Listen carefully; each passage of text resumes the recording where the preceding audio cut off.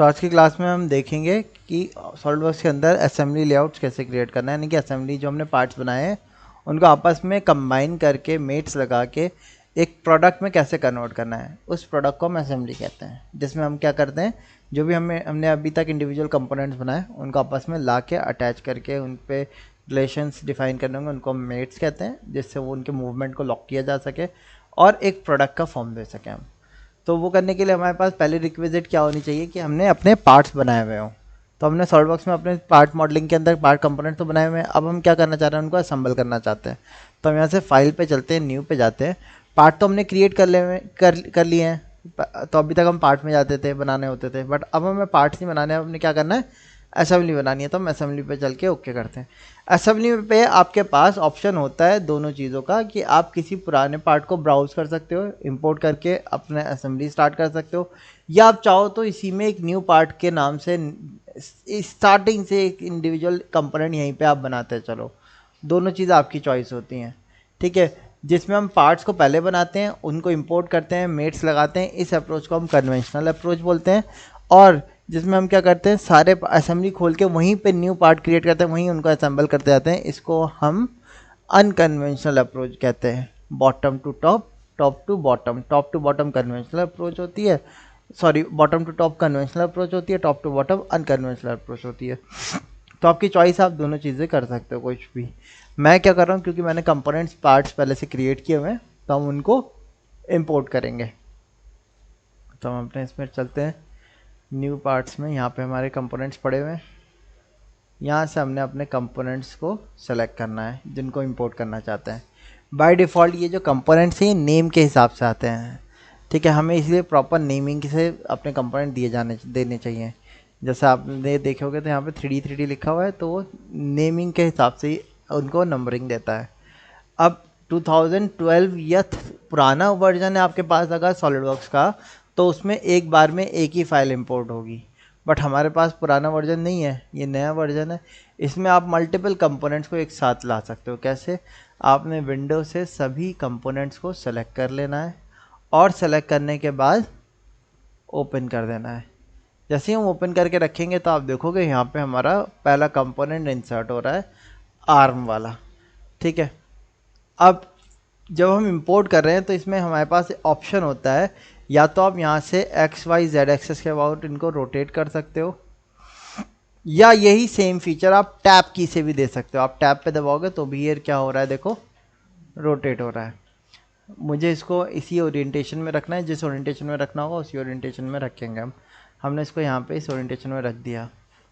ये कंपोनेंट इसके ऊपर का प्लेट आ गया, इसको भी रख दिया हमने। ये भी रोटेट होके आना चाहिए क्योंकि इसके बिल्कुल परपेंडिकुलर पैरेलल होके आएगा, तो मैंने टैप की से इसको रोटेट कर दिया। अभी हम कुछ नहीं कर रहे हैं, सिर्फ ओरिएंटेशन सेट कर रहे हैं। अगर स्टार्टिंग में ही आपने ओरिएंटेशन प्रॉपर रखी तो आपको मूवमेंट कम देना पड़ेगा, अगर नहीं अदरवाइज फिर आपको मूवमेंट ज़्यादा देना पड़ेगा। अब ये स्ट्रेट आ रही है, मैंने इसको क्या किया, वाई एक्सिस के अबाउट रोटेट कर दिया।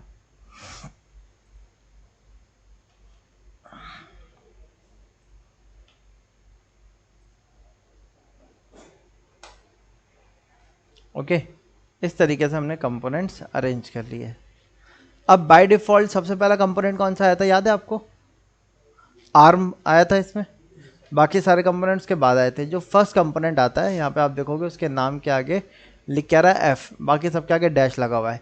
एफ का मतलब होता है फिक्स्ड, डैश का मतलब होता है फ्लोट।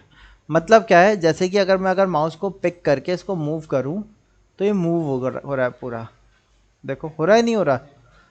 लेकिन अगर यही चीज़ मैं इसके साथ करूँ, क्योंकि बाय डिफ़ॉल्ट ये क्या है, फिक्स्ड है। अच्छा मुझे एक बात बताओ, जब हम असेंबली क्रिएट करेंगे तो एक्चुअल में आर्म तो हमारा घूमना चाहिए ना, तो इसको फिक्स्ड नहीं होना चाहिए था, इसको कैसा होना चाहिए था, फ्लोटिंग होना चाहिए था। तो फ्लोटिंग करने के लिए हम क्या कर सकते हैं, हमारे पास ऑप्शन क्या होता है, हमने कंपोनेंट को राइट क्लिक करना है और यहाँ पे जाना है फ्लोट पे क्लिक कर देना है। अब ये भी फ्लोटिंग हो गया, मतलब क्या है, अब ये भी मूव होके कहीं भी जा सकता है बाकी कंपोनेंट्स के तरीके से। जब हमें असेंबली करनी है तो हमेशा ये चीज़ याद रखिएगा, असेंबली के लिए कोई ना कोई एक बेस तो होना चाहिए जिस पे कंपोनेंट्स आप ला के अटैच करोगे।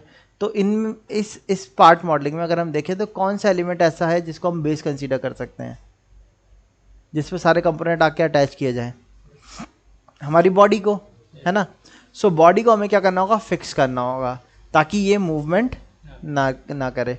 तो बॉडी को फिक्स करने के लिए आप या तो यहाँ से बॉडी को सेलेक्ट करो या फिर आप यहाँ से बॉडी को सेलेक्ट करो, राइट क्लिक करो, और राइट क्लिक करने के बाद यहाँ पे ऑप्शन होता है फिक्स का। अब इसको अगर मैं सेलेक्ट करके मूव करूँगा तो आप देखो अब ये मूव नहीं होगा। अच्छा, अब हमने इनमें असेंबली स्टार्ट करना है। असेंबली कैसे क्रिएट की जाती है? असेंबली जैसे हम 2D एलिमेंट क्रिएट करते थे उनमें रिलेशन डिफाइन करते थे, जैसे दो सर्किल के बीच में सेम सेंटर करना होता था, कोसेंट्रिक कर दिया, लाइन को horizontal, vertical, perpendicular, parallel, equal, वो सारी चीज़ें करते थे।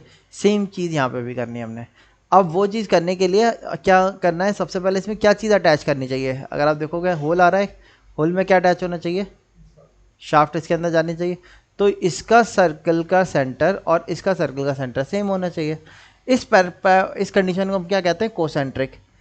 अब 2D में सर्किल होता है बट 3D में सर्किल नहीं होता था। 3D में क्या लेते हैं हम? सिलेंडर लेते हैं, एक्सेस सेम करते हैं। सिर्फ सेंटर सेम करने से काम नहीं चलेगा, ठीक है, हमें क्या करना होगा? एक्सेस को अलाइन करना होगा, ठीक है। तो ऐसा करने के लिए हम क्या करेंगे, यहाँ से असेंबली में चलते हैं, यहाँ पे ऑप्शन होता है हमारे पास मेट्स पे गए, हमारे कौन से मेट लगे हुए हैं आप देखोगे तो स्टैंडर्ड मेट हैं, ये स्मार्ट मेट्स कंपोनेंट पे लगे हुए होते हैं। मतलब क्या है, आपने क्या करना है, जिस तरीके के फीचर एलिमेंट को सेलेक्ट करोगे ना आप, उसी के रेस्पेक्ट में कौन कौन से मेट्स अप्लाई किए जा सकते हैं वो दिखाएगा। जैसे कि मुझे इन दोनों के एक्सेस को सेम करना था तो मैंने क्या किया, इसके सिलेंडर को सेलेक्ट किया। अब इसका सिलेंडर ये वाला भी ले सकते हो आप, ये भी ले सकते हो, ये भी ले सकते हो, ये भी ले सकते हो। सबका एक्सेस जो होगा वो एक ही है क्योंकि रिवॉल्व कमांड से बनाया था, अगर आपको याद हो तो हमने इसके एक सेट सिलेंडर को सिलेक्ट कर लिया। सेम मैनर में इन दोनों के होल भी सेंटर भी एक ही है, इसका सेंटर भी एक ही है, तो इसको भी सेलेक्ट कर सकते हो आप, इसको भी कर सकते हो, और किसी भी एक सरफेस को हमने सेलेक्ट कर दिया तो आप देखो क्या हो गया, वो आके अटैच हो गया उसके ऊपर। अच्छा, अटैच तो हुआ, लेकिन अभी क्या है, अगर आप ध्यान दो, मैंने इसको ओके किया, मैं इसको रोटेट कर रहा हूँ, अभी क्या हो रहा है, ये आगे पीछे मूव भी हो रहा है और रोटेट भी हो रहा है। अच्छा, इसका रोटेशन तो होना ही चाहिए लेकिन इसका मूवमेंट तो लॉक करना होगा ना। बाय डिफॉल्ट अगर हम देखें सॉलिडवर्क्स में, जैसे ये कंपोनेंट दूसरे कंपोनेंट के अंदर जा रहा है और अब क्या कर रहा है, ये इसको क्रॉस करके बाहर निकल जा रहा है। सॉलिडवर्क्स ने हमें कोई दिखाया कि वो कोलिजन हो रहा है या क्लैशिंग हो रही है, ऐसा कुछ दिखाया? नहीं दिखाया ना। बाय डिफॉल्ट सॉलिडवर्क्स क्लैशिंग को, या कोई भी सॉफ्टवेयर, सिर्फ सॉलिडवर्क्स नहीं, आप कैटिया ले लो, एनएक्स ले लो, क्रियो ले लो, कोई भी सॉफ्टवेयर होगा वो बाय डिफॉल्ट क्लैशिंग नहीं दिखाएगा जब तक आप उसमें फीचर लगा के चेक नहीं करोगे। तो क्लैशिंग के लिए हम बाद में चेक करेंगे, पहले असेंबली क्रिएट कर ले। अब इसके फीचर को मूव, अभी इसमें कितनी डिग्री ऑफ फ्रीडम रह गई अगर हम देखें तो बाय डिफॉल्ट हमारे किसी भी कंपोनेंट में 6 डिग्री ऑफ फ्रीडम होती है। 6 डिग्री ऑफ फ्रीडम क्या है कि हमारा कंपोनेंट 3 डायरेक्शन में मूव कर सकता है। जैसे आप यहाँ देखोगे ना, हमें कितने एक्सेस देखने को मिल रहे हैं, तो वो 3 एक्सेस में मूव कर सकता है, एक्स वाई जेड, और एक्स एक्सेस के बाद रोटेट कर सकता है, वाई एक्सेस के बाद रोटेट कर सकता है, और जेड एक्सेस के बाद रोटेट कर सकता है। इसको हम कहते हैं डिग्री ऑफ रोटेशन, ठीक है। तो 3 ट्रांसलेटरी होती हैं और 3 क्या होती हैं, रोटरी। अब हमारा जो कंपोनेंट है ये वाला, ये इंडिविजुअल कंपोनेंट है, ये अप डाउन भी मूव हो सकता है, लेफ्ट राइट भी मूव हो सकता है ना, और यहाँ से भी आगे पीछे भी मूव हो सकता है। तो 3 ट्रांसलेटरी हैं, इसी तरीके से इसमें 3 रोटरी भी होंगी, ऐसे भी रोटेट हो सकता है। ये अभी रोटेट नहीं हो रहा क्योंकि ये क्या है, अनफिक्स्ड है, पूरा ही मूव हो रहा है, बट ये रोटेट हो सकता है तीनों डायरेक्शन में। तो इसकी टोटल डिग्री ऑफ फ्रीडम 6 है। हम अगर आर्म की बात, ये शाफ्ट की बात करें, मैं इसको हाइड कर देता हूँ, अभी शाफ्ट की बात करूँ तो शाफ्ट में अभी देखोगे आप तो एक ट्रांसलेटरी है और एक रोटरी डिग्री ऑफ फ्रीडम है। रोटरी डिग्री ऑफ फ्रीडम को तो हमें छोड़ना है, बट ट्रांसलेटरी वाली के डिस्टेंस को हमें लॉक करना होगा, फिक्स करना होगा। तो वो फिक्स कैसे करेंगे हमने इसके सरफेस को सेलेक्ट किया, पीछे वाले सरफेस को सेलेक्ट किया, दोनों को सेलेक्ट करके कोइंसाइड कर दिया। कोइंसाइड कैसे किया, यही मेट से जाके आप कर सकते हो, चाहो तो मेट्स पे गए, आपने फर्स्ट सरफेस को सेलेक्ट किया, सेकंड सरफेस को सेलेक्ट किया और ओके कर दिया तो वो उस पर कर देगा। बट हमने ऐसा नहीं करना है, इसको इसके साथ अटैच करना था। तो एक तरीका क्या है, हम मेट्स पे जाएं, सरफेस को सेलेक्ट करें, वो अपने आप मेट लगा देगा। जैसे मैंने इस सरफेस को सेलेक्ट किया, ओ सॉरी, हमने इस सरफेस को सेलेक्ट किया और इस सरफेस को सेलेक्ट किया। दोनों सरफेस को जब सेलेक्ट किया तो कौन कौन से मेट्स लग सकते हैं, दोनों कोइंसाइड हो सकते हैं, दोनों पैरेलल हो सकते हैं, दोनों। अब उनमें से कौन से की चांसेस ज़्यादा हैं, कोइंसाइड के, तो कोइंसाइड लगा रहा है। बट आप चाहो तो किसी और पे भी जाके क्लिक कर सकते हो जो आपको चाहिए हो। हमें यहाँ पे कौन सा देना है, कोइंसाइड का देना है, तो हम कोइंसिडेंट ही देते हैं और ओके कर देते हैं। मेट लग गया इसके ऊपर। अब अगर आप देखो मैं इसको पौड़े खींचता हूँ तो ये मूव हो रहा है क्या, लेकिन रोटरी मूवमेंट तो है इसमें अभी, तो रोटरी मूवमेंट इसका रहेगा और हमें चाहिए भी हो तो हमें पार्ट प्रॉपर असेंबली करने के लिए, क्योंकि यहाँ पे आर्म लगा के खोला जाएगा तभी तो हमारा वेल्व ओपन क्लोज होगा, इसलिए इसमें डिग्री ऑफ रोटेशन तो चाहिए ही चाहिए। तो इसको अभी छोड़ देते हैं। अब ये एलिमेंट इसके ऊपर लगाते हैं लाके। तो ये एलिमेंट लगाने के लिए हमें क्या करना है, मेट देने का तरीका आपको बताया था। आप क्या कर सकते हो, सरफेस से सेलेक्ट कर सकते हो, अपने आप मेट दे देगा, या यहाँ पे जाके आप, मुझे क्या करना है, पहले इसके एक्सेस को सेम करना चाहता हूँ मैं। तो एक्सेस को सेम करने के लिए मैंने कौन सा मेट दिया, कोसेंट्रिक को क्लिक कर दिया। आप ये वाला होल भी दे सकते हो, ये वाला भी दे सकते हो। मैंने इसको सिलेक्ट किया, इसको इसके ऊपर अटैच कर दिया मैंने। अब इनके भी तो होल मिलने चाहिए आपस में, तो इसके सिलेंड्रिकल फेस को इसके सिलेंड्रिकल फेस के साथ रखा हमने। तो आप देखो दोनों कॉन्सेंट्रिक लग गए हमारे, हो गया, मैंने ओके किया। अभी अगर आप देखो तो ये आगे पीछे क्या हो रहा है, मूव हो रहा है। इसके मूवमेंट को भी लॉक करना है। मेट्स पे गए, इस सरफेस के ऊपर रोटेट करके ये वाला सरफेस दे दिया, अटैच हो गया, ओके कर दिया। देखो क्लियर है यहाँ तक। अब इसके बाद नेक्स्ट क्या करना है, इन पे होल ये चाहिए हमें। हमने इसके सरफेस एज को सिलेक्ट किया और इसको सिलेक्ट कर दिया, लग गए, ओके कर दिया। इस सरफेस के ऊपर ये वाले सरफेस को अटैच किया, ओके कर दिया, हो गया। देन अब शाफ्ट लगनी है, सॉरी आर्म लगना है। इसके सिलेंडर को इसके सिलेंडर के साथ अटैच कर दिया, ओके कर दिया। इस सरफेस को इस सरफेस पर अटैच किया, ओके हो गया। देन नट का हॉलो प्रोफाइल लिया और इस एक्सेस पे रख दिया,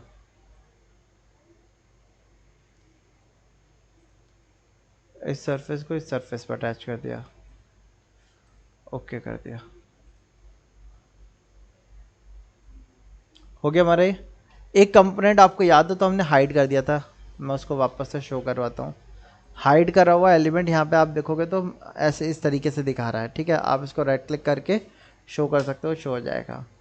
अब इसको इस पर अटैच करना है तो मेट्स पे गए, पहले होल मिला लेते हैं इसके। इस सर्कुलर फेस को सिलेक्ट किया, इसके सर्कुलर फेस पे ओके कर दिया। अब दूसरे वाले सर्कल को इसके दूसरे वाले होल के साथ कर दिया, अभी मैंने ओके किया। अब यहाँ से आप देखो ये तो ऊपर नीचे भी मूव हो सकता है, तो मूवमेंट को फिक्स करने के लिए मेट पे गए, इसके सरफेस पे इसके सरफेस को अटैच कर दिया। तो अब देखो हो गया हमारा ये तैयार। अच्छा, अब एक्चुअल मूवमेंट कब पता चलना चाहिए, जब मैं आर्म को रोटेट करूं तो ये वेल्व ओपन क्लोज होना चाहिए हमारा। अब मैं आर्म को रोटेट कर रहा हूं, यहाँ पे देखो, इससे वेल्व के ऊपर कोई फर्क पड़ रहा है, कोई फर्क नहीं पड़ रहा है ना। सो एक्चुअली क्या है, अभी मोशन लॉक नहीं है। किस चीज़ का मोशन लॉक होना चाहिए, आर्म का शाफ्ट के साथ। ये तो प्लेट लगी हुई है, एक्चुअल में यहाँ अंदर क्या है, एक शाफ्ट है और ये आर्म है, दोनों के मोशन आपस में क्या होने चाहिए, लॉक होने चाहिए। अब वो लॉक कैसे करना है भैया हमें मोशन को, तो उसके लिए जिस कंपोनेंट में लॉक नहीं करना है मैं उनको भी हाइड कर देता हूँ, ताकि मेरी स्क्रीन जो है कम नंबर ऑफ कंपोनेंट होंगे तो इजीली मुझे विजिबिलिटी भी रहेगी, मेरी समझ में भी इजीली आएगा कि किस चीज़ को करना है किसको नहीं करना है। तो मैंने क्या किया, इस बॉडी को राइट क्लिक करके हाइड कर दिया, इस कंपोनेंट को राइट क्लिक करके हाइड कर दिया। अब ये इस टाइप से आ रहा है, आप यहाँ पे रीजनरेट करोगे तो चला जाएगा। यहाँ पे इन दोनों कंपोनेंट्स को भी हमने हाइड कर दिया। हमने सिर्फ क्या छोड़ा, आप देखो, शाफ्ट और आर्म, क्योंकि इन्हीं के बीच में हमें मोशन को रेस्ट्रिक्ट करना है। इस कंपोनेंट को भी हमने क्या कर दिया, हाइड। अब एक्चुअली क्या है, जो हमारा पार्ट है वो किस पे बना हुआ है, प्लेन पे बना हुआ है। जब हम पार्ट को रोटेट करते हैं तो उसके प्लेन भी क्या होते हैं, उसके साथ रोटेट होते हैं। तो अब हम क्या टास्क करेंगे, हम ये करेंगे कि आर्म का एक प्लेन ले और शाफ्ट का एक प्लेन ले, दोनों को आपस में क्या कर दें, कोइंसाइड कर दें।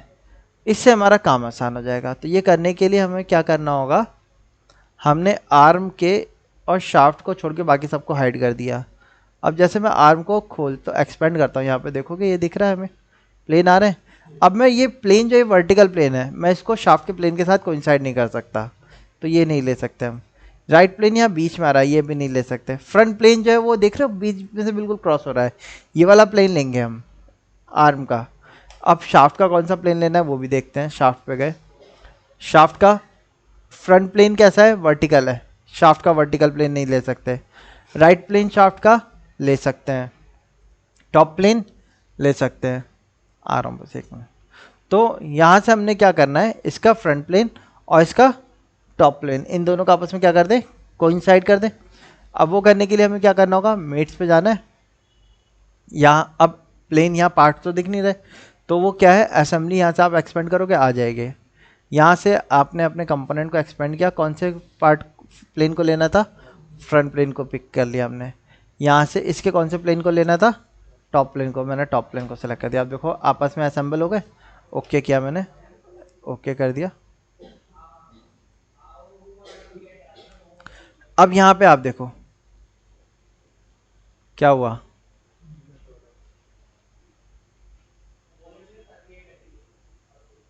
सही हो रहा है। अब जब हमारा मूवमेंट सही हो गया,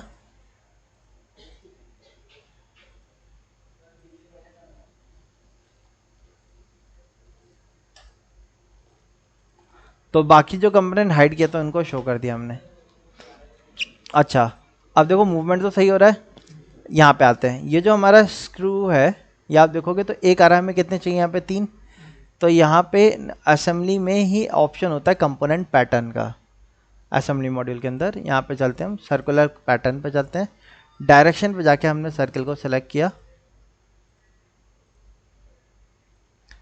कंपोनेंट टू पैटर्न में मैंने इसको यहाँ से क्लियर करके कंपोनेंट बताया, इक्वल स्पेसिंग करी, 3 कंपोनेंट बताए और ओके कर दिया। ठीक है। अब अगर आप यहाँ ध्यान से देखो तो जब ये मूव हो रहा है तो इसमें हमारा जो ये प्लेट है, ये आप देखोगे तो क्या हो रहा है, ये एलिमेंट के अंदर कोलाइड होता हुआ आ रहा है। बट सॉलिडवर्क्स ने हमें उसमें कोई एरर दिखाया नहीं। कैसे चेक करेंगे, जब हमने कोई असेंबली कर ली है कि वो आपस में कहीं कोलिजन हो रहा है या नहीं हो रहा, वो चीज़ चेक करने के लिए हम क्या करते हैं, असेंबली में ही यहाँ पे ऑप्शन होता है हमारे पास इवेल्यूएट का। हम इस पे गए, इवेल्यूएट पे जाने के बाद यहाँ पे ऑप्शन होता है इंटरफेरेंस डिटेक्शन, आप इसको ऑन करो, कैलकुलेट पे क्लिक करो। जैसे हम कैलकुलेट पे क्लिक करते हैं, यहाँ पे आप देखोगे तो 2 एलिमेंट में दिखाएगा जहाँ जहाँ पे कोलिजन हो रहा है। अच्छा मैंने ओके किया। अब मैंने इसको रोटेट करके वर्टिकल रखा, मैंने वापस से इंटरफेरेंस पे चेक किया, कैलकुलेट। अब क्या लिख के आ रहा है, नो इंटरफेरेंस। क्या अब इंटरफेरेंस नहीं हो रहा, क्यों नहीं हो रहा भाई, क्योंकि अब मूवमेंट वर्टिकल हो गया। अच्छा इसमें इंटरफेरेंस होना ही चाहिए, तभी तो फ्लो को रोकेगा ना ये। तो बट ये एक्चुअल कंडीशन में अगर हम देखें, एक्चुअल में क्या होगा, जैसे मैं इसको रोटेट करूंगा यहाँ पे जाके ये रुक जाना चाहिए। इसको ऐसे करेंगे खुल जाएगा, ऐसे करेंगे तो ये मोशन को क्या कर देगा, रोक देगा। ऐसे ही अपोजिट कर देंगे तो भी मोशन को रोक देगा। तो ये चीज़ करने के लिए हमें क्या करना पड़ता है, जब हम मूव, जब ये हम क्या कर रहे हैं, कंपोनेंट को मूव ही तो कर रहे हैं ना। यहाँ पे मूवमेंट के लिए हमारे पास ये वाला टूल भी दिया जाता है, मूव टूल। जब आप मूव पे जाते हो तो मूव पे अभी हमारा यहाँ देखोगे ऑप्शन में क्या लगा हुआ है, स्टैंडर्ड ड्रैग। स्टैंडर्ड ड्रैग में वो कोलिजन को या इंटरफेरेंस को किसी को चेक नहीं करता। तो आप यहाँ से इसको चेंज कर दो कोलिजन डिटेक्शन पे, और इस पे जाने का स्टॉप एट कोलिजन को ज़रूर ऑन रखिएगा, अगर नहीं हो तो। हमने ऑन किया हुआ है। अब मैं यहाँ से अपने कंपोनेंट को सिलेक्ट करता हूँ, मूव करता हूँ। देखो मूव हो रहा है या नहीं हो रहा। अब क्या हुआ, माउस तो मेरा अभी भी मूव रहा है, वो हो नहीं रहा। और इवन वो साउंड भी क्रिएट करेगा। तो अब देखो इससे ऊपर नहीं हो पा रहा, ऐसे चला गया, ऐसे चला गया। तो इस तरीके से हम कोलिजन को चेक कर सकते हैं कि कहाँ पे कोलाइड करेगा, कहाँ पे नहीं, और इसको ऐसे ही कोलिजन होना चाहिए, तभी वो आपके फ्लो को रोकेगा भी। अच्छा तो हमने ये कंपोनेंट अपना बना लिया पूरा, आया समझ में। इस तरीके से हम अपने प्रोडक्ट्स को क्या कर सकते हैं, बना सकते हैं असेंबल करके। जो अपने पार्ट्स बना रखे हैं, आपको भी क्या करना है कितने नंबर ऑफ असेंबली के पार्ट्स बना रखे हैं आप लोगों ने? मेरे ख्याल से 5 से 6 के तो बना ही रखे होंगे, ठीक है। तो इन कंपोनेंट्स को आपको असेंबल करना है और इस तरीके से कन्वर्ट करना है। जब आप इतना करके लेके आएंगे तो इसके बाद हम इनकी वीडियोस जनरेट करना देखेंगे, कैसे अलग अलग कंपोनेंट्स में बिखरना चाहिए। वो एक्सप्लोजन वीडियोस हैं, वो हम बाद में देखेंगे। अभी के लिए बताइए, इतना समझ में आया? हो जाएगा इतना?